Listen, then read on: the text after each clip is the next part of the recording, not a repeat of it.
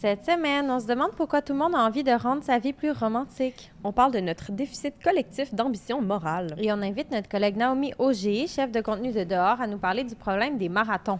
Bienvenue au Balado Urbania, où à chaque semaine, on vous présente des histoires que vous avez peut-être pas vues passer, mais qui font réfléchir autant que ce qui fait la une. Moi, c'est Gab et mon roman d'amour préféré, c'est Belle du Seigneur. Si vous avez la ref, ça vous donne une idée de mon niveau de pessimisme. Est-ce que c'est très dark? Ben, c'est juste, ça finit mal. Ça finit très mal. Ouais. C'est rien d'étonnant. Oui. Moi, c'est Flo, puis j'ai déjà été une fille bien corpo, mais je vais mieux. Ah, tu es repenti. Oui, soyez rassurés. Et là, je vais le dire tout de suite. On entend encore la construction. Oui, ping, ping, ping. Oui, ça frappe là-bas. Le logement social se fait construire. Donc, c'est ça le bruit si vous l'entendez. C'est le bruit du progrès. Le bruit du progrès social. On a enregistré tellement d'épisodes. On est rendu à 30. Et on s'est rendu compte de ça tantôt. C'est beaucoup en 30. Ouais. Ça fait beaucoup de chroniques à écrire. Vraiment. Puis on a célébré aucun de ces milestones-là, ni le 15, 20, 30. Non, mais on va peut-être célébrer la fin de la première saison. Peut-être. Ah, ce serait le fun. Ça serait le fun, hein? Ouais. Une petite fiesta. Puis là, il reste juste 5 épisodes. Avant la fin, que vous sachiez, on va arrêter un jour, on va faire une pause estivale ou pas. Comment tu te sens, Flo, après 30 épisodes? Ben, je pense qu'on s'est amélioré. Je sais pas. Est-ce que vous trouvez qu'on s'est amélioré? Moi, je trouve ben, en tout cas, j'ose même pas me réécouter. Ça donne une idée. Des fois, ouais. Moi aussi, j'arrête en plein milieu. Je suis comme, non, c'est trop pour moi cette semaine. Tu sais, le Cringe Mountain, j'ai fait un épisode là-dessus avant Noël. On l'a gravi. On gravit le Cringe Mountain. On est encore dedans, mais on voit le sommet tranquillement, je pense. De moins en moins. Merci à nos patrons et patronnes quand même de nous avoir fait confiance de gravir cette montagne devant tous. Ben vraiment. Hey, cette semaine, c'est moi qui commence? Oui, vas-y. Je m'éclaircis la gorge pour l'occasion. Florence, je m'inquiète pour toi. Je t'ai vu manger ton lunch tout seul à ton bureau, non pas une, mais 2 fois cette semaine. Oh! Et on est dans une semaine de 4 jours. Je me fais stouler. C'est 50 de la semaine. Heureusement, j'ai une solution pour toi, pour pallier ta grande déprime. Tu pourrais rendre ta vie plus romantique ou, comme la tendance TikTok le dit en anglais, romanticize ta life. Le concept est simple. Tu prends les petits moments plats de ta vie et tu les rehausses. Ce soir, veux-tu souper devant ton ordi, triste et seul? Non. Tu peux allumer une chandelle, mettre une nappe et te créer un beau moment à toi que tu pourras ensuite partager dans une story Instagram, #les petites choses. Les gens qui romanticisent leur vie s'achètent un bouquet de fleurs au lieu d'attendre que quelqu'un leur en offre un. Il et elle s'émerveillent devant la beauté de la couleur du ciel ou devant une corde à linge pleine qui vire au vent. Sur TikTok, il y a une myriade de vidéos très esthétiques qui montrent plein de manières de rendre sa vie plus romantique avec des petits gestes simples comme marcher en forêt ou se faire une tasse de thé. C'est ça passe beaucoup par les réseaux sociaux, les photos, les vidéos. Oui, il y a une dimension très poétique ou esthétique à ça. Ouais, vraiment. C'est esthétiser ta vie. C'est pas romantique si c'est pas beau, on s'entend? Non, c'est ça. Puis, ça fait environ 3 ans que cette tendance-là roule sur les réseaux sociaux, puis elle n'est pas prête de s'essouffler. Mais moi, j'aimerais avancer aujourd'hui que c'est une tendance moins nouvelle qu'on pense. En voyant ça, j'ai pas pu m'empêcher de penser au romantisme, un mouvement littéraire et artistique du 18e, 19e siècle. Bien sûr que Gab va ramener ça à un courant artistique du 18e siècle. Ça fait très cégep en art, mais oui. I did. Le courant s'opposait au siècle des Lumières, qui était très rationnel et axé sur la science avec un grand S, pour plutôt se recentrer sur l'émotion et la sensibilité, mais aussi, tiens, sur l'individualité. Au lieu de rêver à un monde meilleur pour la collectivité, le mouvement était assez égocentrique et se centrait sur le ressenti personnel. Ah ouais? Oui, donc comment moi je me sens? Mes émotions sont bien grandes. Tout est intense. On peut peut-être pas guérir les bébés qui meurent en Palestine, mais on peut se mettre à moitié la tête dans le sable en allumant une chandelle à la lavande. Ça me déprime, par exemple. Mais là, ma question, c'est est-ce que ça change vraiment quelque chose de romantiser sa vie? C'est-tu utile ou pas? Mais honnêtement, je pense que oui. Je pense que oui, c'est peut-être une réponse au climat politique angoissant ou à notre saturation des nouvelles tristes. Le romantisme a toujours servi à ça, fuir la société pour se réfugier dans l'imaginaire. Et peut-être qu'en ce moment, on en a vraiment besoin. Ben oui, c'est peut-être nécessaire. Moi, j'y crois vraiment à ça. Oui.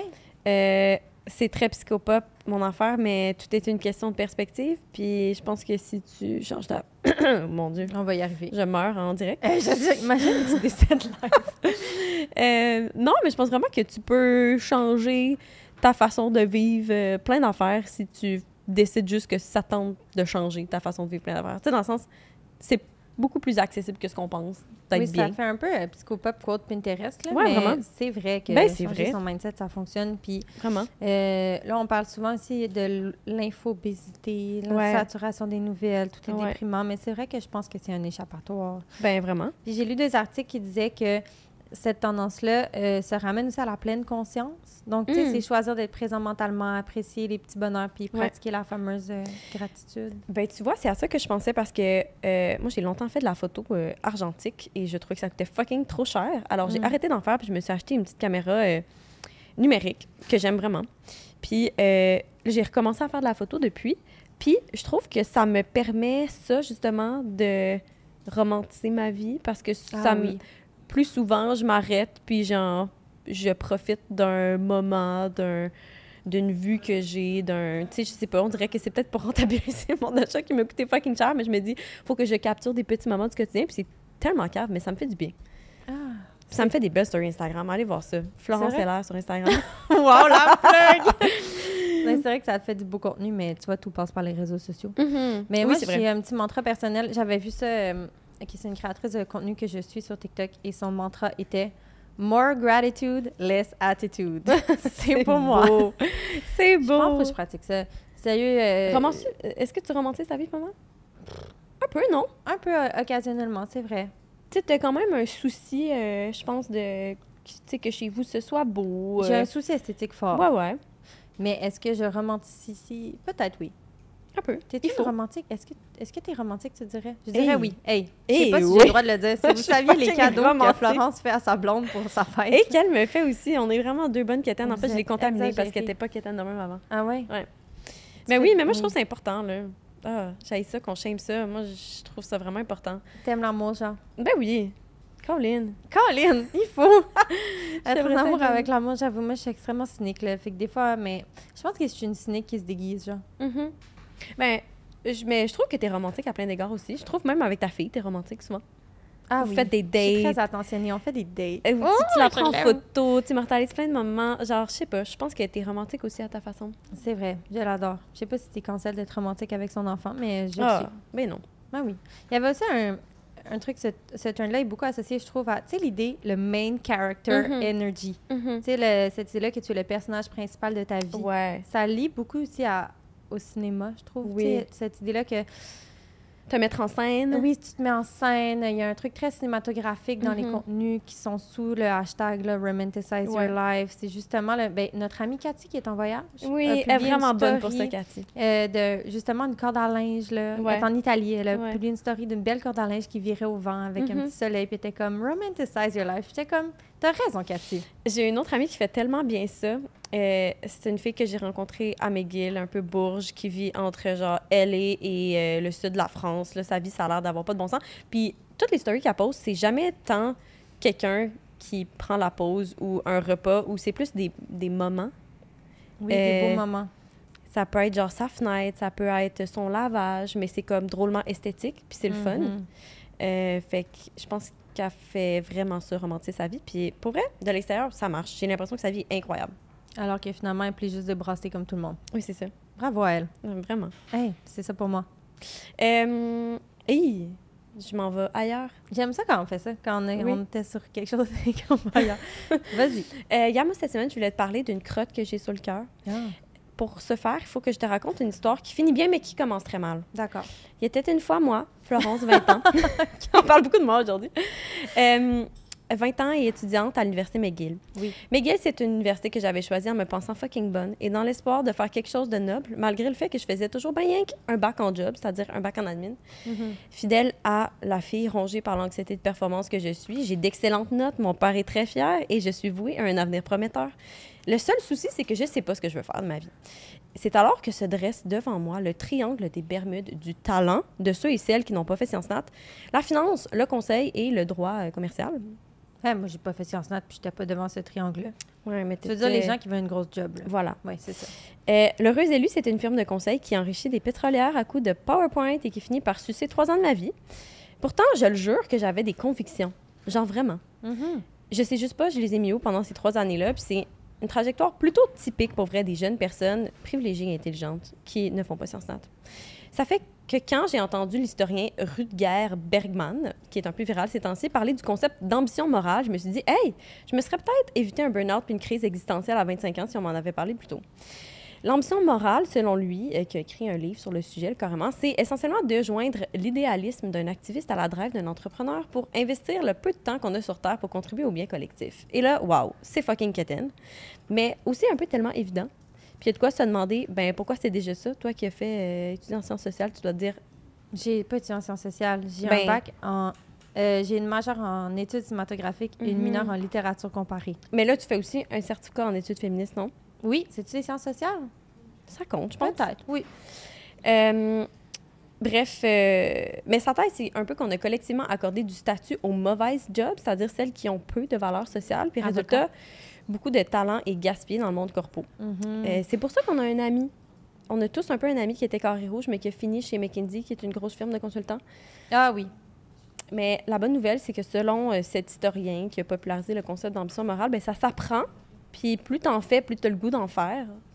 Des jobs avec une vocation sociale. Une vocation. Oui. Puis pas juste, c'est ça, pas de vivre selon tes valeurs, juste dans tes hobbies, puis après ton 9 à 5, mais d'en faire quelque chose de quotidien dans ton travail, tu sais, puis de choisir un job un peu selon tes convictions.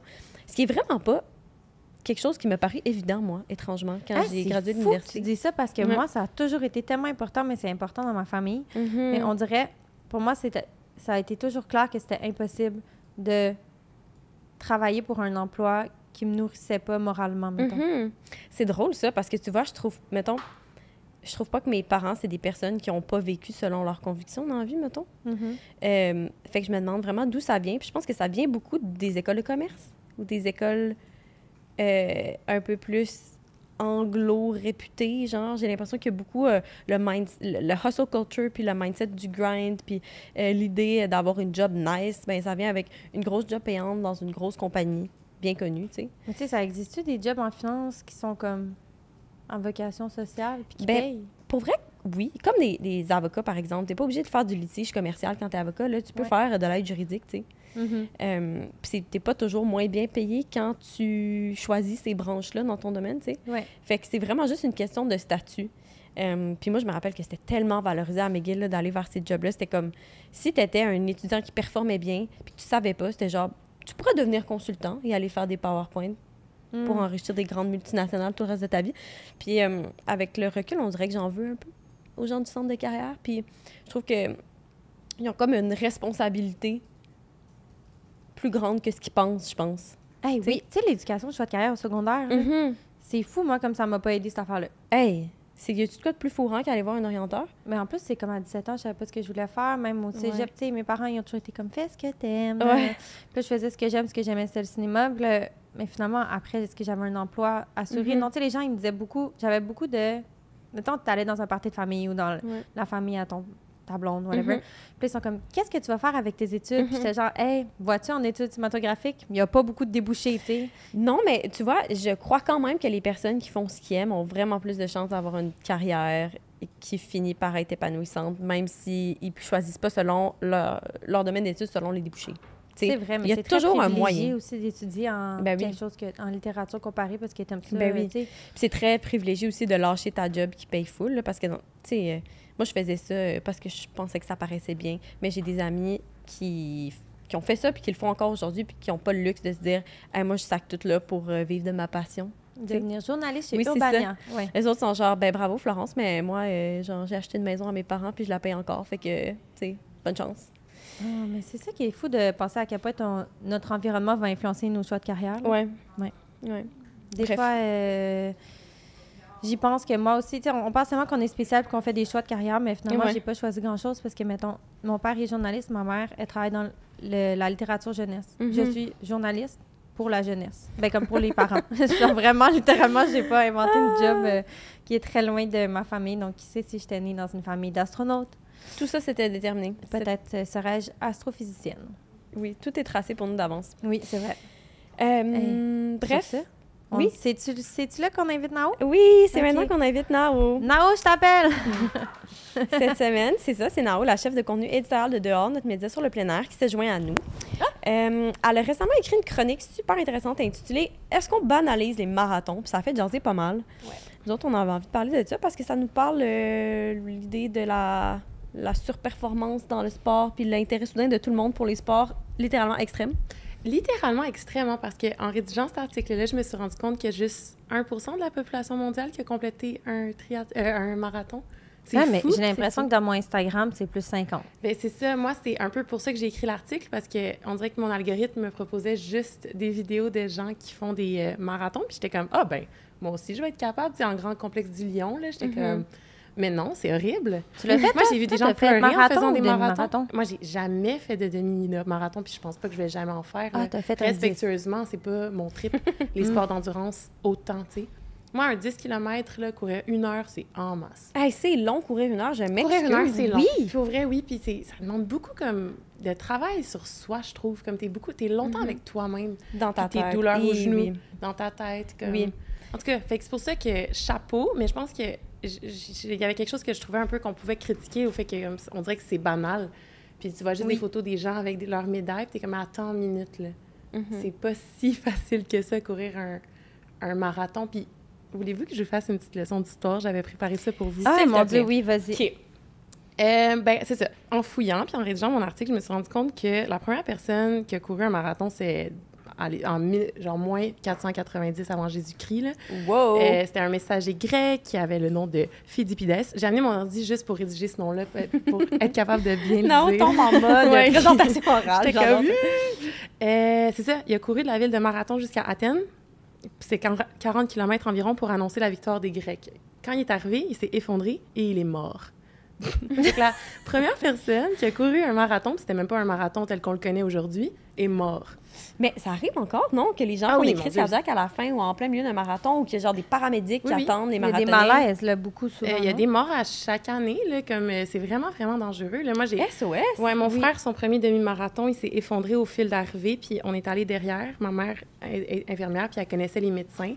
Puis, tu sais, à un moment donné, mon frère a été mis dans un bain de glace, il y avait la température la plus élevée du jour.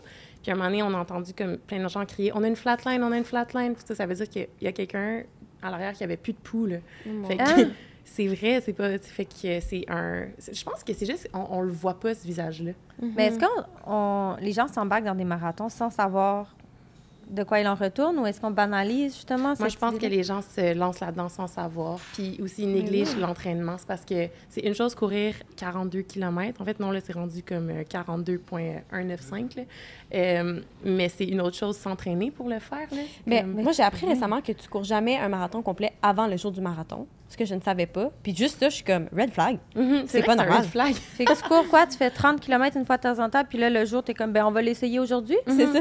Oui, ben tu fais pourquoi? confiance à ton corps et à tes gels.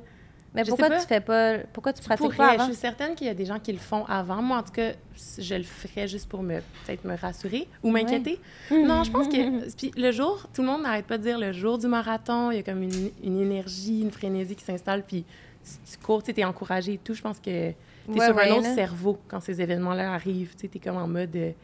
je me dépasse, puis t'es moins tout seul, je pense, le jour du marathon, fait que ça rend ça plus facile. Ben, Je pense guillemets, là. C'est ça que les gens aiment, puis là, on est souvent... j'aime pas le sport, c'est dans ma cave, mais genre, je pense qu'il y a comme l'envie de se dépasser, puis le sentiment, l'esprit de groupe le jour de la course, puis je sais pas, l'endurance mentale plus que physique, oui, c'est ça. Comme moi, hier, je courais mon 5 km, puis pendant, je me disais comme... I can do hard things, c'est genre ça ma phrase dans ma tête. On peut faire des choses difficiles. Je pense que c'est beau de voir que le corps peut se démener comme ça. Je pense qu'il y a des gens qui ont besoin d'avoir cette confirmation-là, qui sont capables de vivre puis de faire ces mais c'est parce que là, c'est beaucoup de monde. Mais je pense, moi, en fait, j'ai envie de venir ici juste pour rappeler que c'est un exploit puis c'est correct si dans ta vie, tu meurs puis tu n'as pas complété un marathon.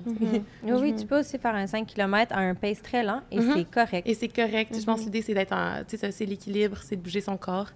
Est-ce que vous avez du temps? J'ai d'autres fun facts sur le marathon. OK. C'est ça, c'était un peu pour rendre hommage à Phidippides, l'homme décédé, qu'on a créé le marathon. C'est devenu un sport officiel en 1896. Puis la distance à ce moment-là, c'était à Athènes, c'était 40 km. Mais aujourd'hui, c'est 42,195. Puis ça, c'est depuis 1908. parce que c'était les Jeux olympiques à Londres, puis ils voulaient l'organisation que le parcours se termine officiellement comme devant la loge royale. Ça partait du château de Windsor, puis la distance était de 42,195. Fait que depuis ces Jeux olympiques-là, on a changé la distance. Juste parce qu'ils voulaient une belle finale. Ah, ils voulaient juste une belle finale. C'est à Londres, c'est la royauté. Fait que, Ça se prend pas pour de la mort. Quand même 2 km de plus après 40, ça Après fait comme... Puis je pense que ce 2 kilomètres-là, il fait chier. Genre, de ce que j'ai compris, là, c'est les derniers kilomètres. Fait qu'à ce moment-là, comme maudissez la royauté, si vous avez besoin de quelque chose à maudire. C'est la faute de la monarchie. Oui, c'est la faute de la monarchie. Ouais, mais on avait vu aussi, je sais pas, on dirait que là, on voit beaucoup des gens qui font des triathlons, des Ironman. On dirait que le sport extrême est Puis comme c'est à la encore mode. pire, là. Vous me réinviterez pour qu'on parle des Ironman. Parce que, Oui. en Qu'est-ce effet, qu'un Ironman pour les gens qui ne savent pas? un Ironman, c'est... ça, c'est fou. Ça a été créé à Hawaï, OK, par les Navy Seals. C'est genre l'entraînement le plus difficile du monde. Ils voulaient faire une compétition pour voir quel sport était le plus difficile entre la nage, le vélo et la course. Un Ironman, si je me trompe pas, 3,8 km de... C'est 3,8 km de nage, c'est 180 km de vélo, suivi par un marathon. Ah! Non, c'est ça. Ta réaction est bonne. C'est fou dans la tête. Mais C'est pourquoi fou. les gens font ça? Puis il n'y a plus de... C'est ça, au Québec, on n'a plus Ironman. Avant, on pouvait le faire à Tremblant, puis maintenant, il n'existe plus. Fait que tu peux aller à Ottawa, tu peux aller à Lake-Placide faire ça. Mais c'est fou. Je sais pas pourquoi Tu peux les gens aller font ça. Puis chez toi, là. te reposer. Je pense que je serais curieuse ça pourrait être un autre article. Pourquoi les gens font ça, puis aller repêcher. Puis, outre le dépassement, il doit y avoir d'autres raisons, tu sais.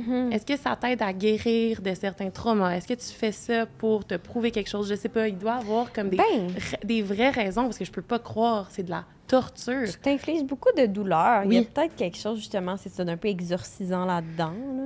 Mais il y en a Tu qui passes aiment beaucoup de ça, temps le dans ta sport tête. extrême, là, je pense.